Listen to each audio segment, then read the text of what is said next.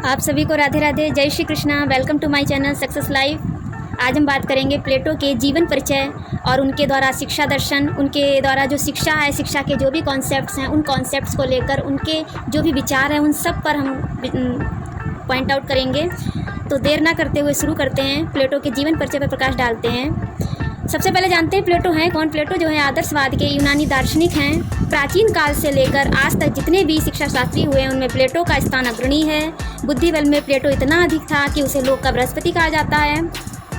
प्लेटो ने पाश्चात्य सभ्यता और शिक्षा को अत्यधिक प्रभावित किया है। प्लेटो का जन्म यूनान के प्रसिद्ध नगर एथेंस में ईसा के लगभग 427 या 428 वर्ष पूर्व हुआ था। ये उच्च से कुलीन और धनी, ऐश्वर्यशाली और सम्मान प्राप्त परिवार से थे। इनका लालन पालन अमीरों की तरह हुआ।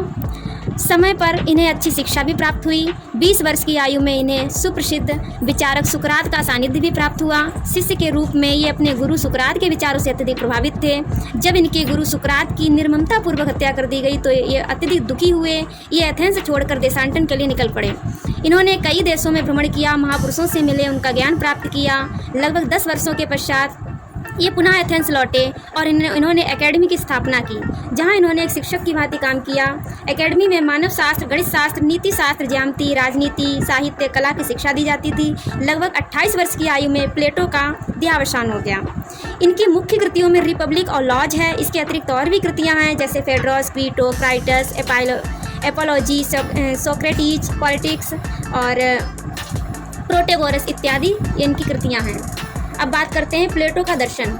दर्शन जो है वो मनुष्य के चिंतन की उच्चतम सीमा है। दर्शन के विषय में 2 दृष्टिकोण हैं, एक भारतीय दर्शन है, एक पाश्चात्य दर्शन है। प्लेटो का जो दर्शन है वो पाश्चात्य दर्शन के अंतर्गत आता है और ये आदर्शवादी दर्शन के पोषक माने जाते हैं। पाश्चात्य अवधारणा के अनुसार दर्शन की अगर हम बात करें तो दर्शन अंग्रेजी भाषा के फिलॉसफी शब्द का है। फिलॉसफी शब्द यूनानी भाषा के 2 शब्दों से मिलकर बना है, फिलोस, दूसरा है सोफिया। फिलोस का अर्थ होता है प्रेम या अनुराग, सोफिया का मतलब होता है ज्ञान। इस प्रकार ज्ञान के प्रति प्रेम, ज्ञान के प्रति अनुराग ही दर्शन है। ग्रीक दार्शनिक प्लेटो दर्शन को इसी अर्थ में स्वीकार करते हैं। अब हम प्लेटो के अनुसार अगर बात करें तो जब वह व्यक्ति जो सभी प्रकार के ज्ञान प्राप्त करने की इच्छा रखता है, सीखने के लिए सदैव उत्सुक रहता है, कभी संतोष करके रुकता नहीं है, वास्तविक में दार्शनिक वही है। परंतु सब कुछ जानने से इसका अर्थ सब कुछ के पीछे छिपे मूल तत्व को जानने से था। परिभाषा की बात करें, प्लेटो ने एक परिभाषा दी है दर्शन की, पदार्थ के सनातन स्वरूप का ज्ञान प्राप्त करना ही दर्शन है।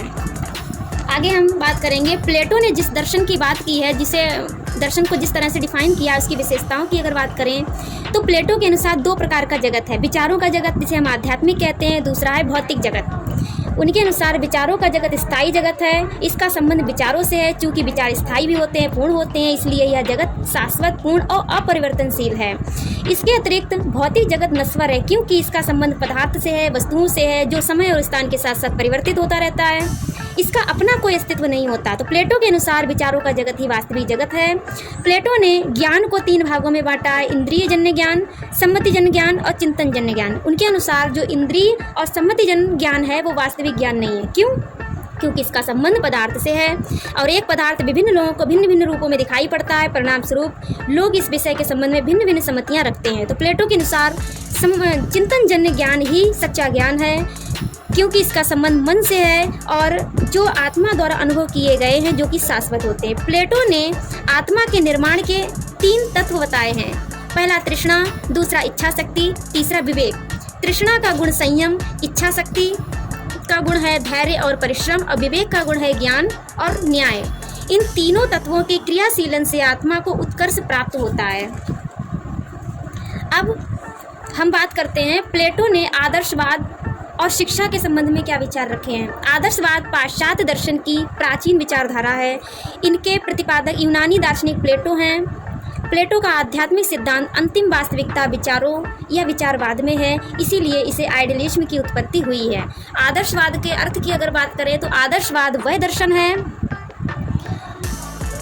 जो मन की प्रकृति को वास्तविक मानता है। उनका विश्वास है कि जो बात सत्य और वास्तविक है वह अवश्य ही आध्यात्मिक और मानसिक होगी। आदर्शवादी मन को पदार्थ से भी पहले की वस्तु मानते हैं। प्लेटो के आदर्शवाद की बात करें, प्लेटो के अनुसार आदर्शवाद क्या है? जीवन और शिक्षा में प्लेटो का आदर्शवाद का विशेष महत्व है। प्लेटो ने अपने आदर्शवाद में सौंदर्यपरक नैतिक मूल्यों के दर्शन को स्वीकार किया है, जो हमारे भौतिक जगत से परे नित्य जगत में वास्तविक और स्वतंत्र अस्तित्व में है। अतः इस आदर्शवाद को नैतिक आदर्शवाद कहा जाता है। प्लेटो के अनुसार मनुष्य जीवन का अंतिम उद्देश्य आत्मा अनुभूति है। प्लेटो आदर्शवाद के प्रतिपादक हैं और इनका मानना है कि जीवन का जो उद्देश्य है वो आत्मानुभूति है। आत्मानुभूति के लिए 3 सनातन मूल्य जो कि सत्यम, शिवम, सुंदरम, उनकी प्राप्ति को आवश्यक माना है। इन्हें प्राप्त करने के लिए इन्होंने नैतिकता को प्रधान माना है। इसके अतिरिक्त नैतिक जीवन में जीने के लिए इन्होंने 4 सद्गुण संयम, धैर्य, ज्ञान और न्याय को आवश्यक माना है, क्योंकि इनके अनुसार ये सद्गुण आत्मा के गुण हैं। प्लेटो का शिक्षा दर्शन। प्लेटो ने अब ये तो समझ लिया कि प्लेटो जो हैं, प्लेटो के अनुसार दर्शन क्या था। प्लेटो आदर्शवाद के प्रतिपादक है, तो उनके अनुसार आदर्शवाद क्या है। अब प्लेटो के अनुसार शिक्षा क्या होनी चाहिए, इस पर प्रकाश डालते हैं। तो सबसे पहले बात करते हैं शिक्षा दर्शन से आशय।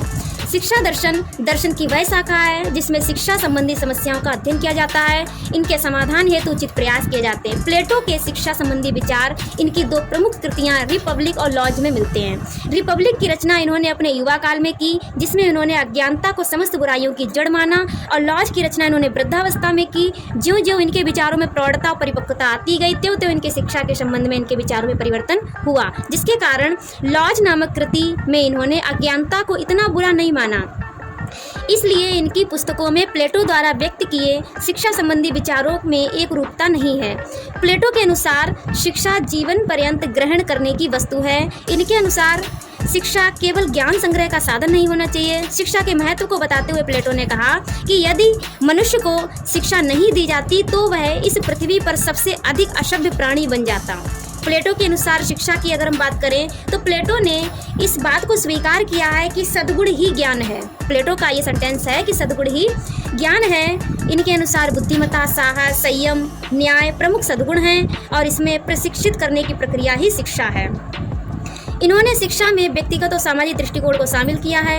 प्लेटो के अनुसार शिक्षा व्यक्ति के द्वारा सामाजिक और परिस्थितियों के साथ समायोजन करने वाली प्रक्रिया है, जिसके परिणाम स्वरूप उन्हें सत्यम, शिवम, सुंदरम के दर्शन होते हैं। आगे बात करते हैं प्लेटो के अनुसार शिक्षा का उद्देश्य क्या है। वैसे शिक्षा के तो कई सारे उद्देश्य हैं, लेकिन प्लेटो ने किन उद्देश्यों को प्रकाशित किया है। प्लेटो के अनुसार शिक्षा के उद्देश्य निम्नलिखित हैं। व्यक्ति में नैतिकता का विकास, व्यक्ति का समविकास, व्यक्ति में सत्यम, शिवम, सुंदरम के प्रति आस्था का विकास, राज्य की एकता की रक्षा करना, ज्ञान प्राप्ति एवं आत्मानुभूति, मानवता का विकास, विवेक को जागृत करना इत्यादि। प्लेटो के अनुसार पाठ्यक्रम की अगर हम बात करें, देखो प्लेटो ने पहले शिक्षा को डिफाइन किया। उन्होंने आदर्शवाद के मूल्यों को देखा और उसके बाद उस मूल्य को ध्यान में रखते हुए उन्होंने अपनी शिक्षा को परिभाषित किया। उनके हिसाब से शिक्षा का उद्देश्य क्या होना चाहिए। अब वही बता रहे हैं कि उनके हिसाब से जो शिक्षा का उद्देश्य है उसके हिसाब से हमारा पाठ्यक्रम कैसा होना चाहिए। तो प्लेटो ने इस बात पर बल दिया है कि पाठ्यक्रम में अत्यधिक मूल्यों जैसे आध्यात्मिक मूल्य जैसे सत्यम, शिवम, सुंदरम को सर्वोच्च स्थान दिया जाना चाहिए। इन्हें प्राप्त करने के लिए 3 प्रमुख क्रियाएं मानसिक, नैतिक और सौंदर्यात्मक आवश्यक माना है। इनके संबंध में इन्होंने 3 विषयों को शामिल किया है। मानसिक में भाषा, साहित्य, इतिहास, भूगोल और विज्ञान को माना है। सौंदर्यात्मक में संगीत, कविता और कला को महत्व दिया है। नैतिकता में धर्म, नीतिशास्त्र और अध्यात्मवाद को इन्होंने महत्व दिया है। अब प्लेटो के अनुसार शिक्षण विधियों की अगर बात कर लें तो इनके अनुसार शिक्षा का उद्देश्य था ज्ञान की खोज तथा इन उद्देश्य की प्राप्ति हेतु उन्होंने विभिन्न प्रकार की शिक्षण विधियां बताई हैं। पहला वाद विवाद, दूसरा प्रश्नोत्तर, फिर वार्तालाप, प्रयोगात्मक, स्वाध्याय विधि। इन विधियों से शिक्षा जो उनका जो उद्देश्य है ज्ञान की खोज, उसमें काफ़ी हद तक शिक्षा को सुधारा जा सकता है उनके दृष्टिकोण के अनुसार। आगे बात करते हैं प्लेटो के अनुसार विद्यालय। उनके अनुसार विद्यालय कैसा होना चाहिए। प्लेटो कहते हैं, प्लेटो सुकरात की तरह सड़कों और गलियों में घूम घूम कर बालकों और युवकों से बातचीत करके शिक्षा देने के पक्ष में नहीं थे, वरन वह तो एक निश्चित स्थान पर केंद्र बनाकर शिक्षा देने के पक्ष में थे। इसीलिए इन्होंने गुरुकुल समान एक एकेडमी की स्थापना की थी। उनके अनुसार विद्यालय नितांत आवश्यक है। इन्होंने विद्यालय के आंतरिक स्वरूप पर अधिक बल दिया। इनके अनुसार विद्यालय ऐसा हो जो सौंदर्यपूर्ण और सांस्कृतिक दृष्टि से उत्तम हो, ताकि आध्यात्मिक मूल्यों को प्राप्त किया जा सके। प्लेटो के अनुसार शिक्षक कैसा होना चाहिए? प्लेटो ने शिक्षक को सर्वोच्च स्थान दिया। इनके अनुसार शिक्षक को बहुत योग्य आदर्श गुणों से युक्त अनुभवी होना चाहिए। प्लेटो एक स्वयं शिक्षक था, इसीलिए उसने अपने आदर्श और गुणों को समान रखकर शिक्षक के गुण और कर्तव्य निर्धारित किए। प्लेटो के अनुसार अगर हम अनुशासन की बात करें तो प्लेटो जीवन को नियमित और अनुशासित रूप में देखना चाहते थे। इनका मानना था कि जीवन नियमित और अनुशासित तभी होगा जब मनुष्य में स्व अनुशासन की भावना विकसित होगी। यानी मनुष्य जो है, बालक जो है, शिक्षार्थी विद्यार्थी जो है वो स्व अनुशासित होगा, तभी जो है उसका जीवन संयमित और अनुशासित हो सकेगा। इनका विश्वास था कि बालक स्वभाव से नियमों में बंधना नहीं चाहता, वह शासन रहित होता है, इसीलिए उसे नियंत्रण में रखने के लिए दंड और पुरस्कार दोनों को स्वीकार किया और इसी में प्लेटो ने अनुशासन स्थापित करने का साधन माना है। अतः ये मुक्तात्मक अनुशासन के विरोधी थे। कहने का आशय कि प्लेटो जो थे, प्लेटो एक दंड और पुरस्कार दोनों को स्वीकार करते थे कि अगर बालक को अगर अनुशासित करना है और वो अगर उद्दंडता की ओर जा रहा है तो उसे दंड से रोका जा सके, और अगर ठीक चल रहा है तो उसे पुरस्कार से प्रोत्साहित किया जा सके। वो बिल्कुल फ्री नहीं करना चाहते थे बालक को। आगे बात करते हैं, प्लेटो के अनुसार शिक्षा व्यवस्था कैसी होनी चाहिए। प्लेटो ने शिक्षा के दो रूप बताए। पहला व्यक्तिगत शिक्षा, जिससे आत्मा का विकास हो सके। दूसरा सामाजिक शिक्षा, जिससे व्यक्ति समाज का एक उत्तम नागरिक बन सके। उनके अनुसार व्यक्ति और समाज के बीच होने वाली पारस्परिक क्रियाशीलता की प्रक्रिया शिक्षा है। उनका कहना था कि उत्तम नागरिकों का निर्माण करने के लिए शिक्षा योजना पर राज्य का नियंत्रण अनिवार्य है, अतः शिक्षा की व्यवस्था का उत्तरदायित्व राज्य पर होना चाहिए। शिक्षा के और भी बहुत सारे पक्ष बताए हैं, जैसे पारिवारिक और स्त्री शिक्षा, दासों की शिक्षा।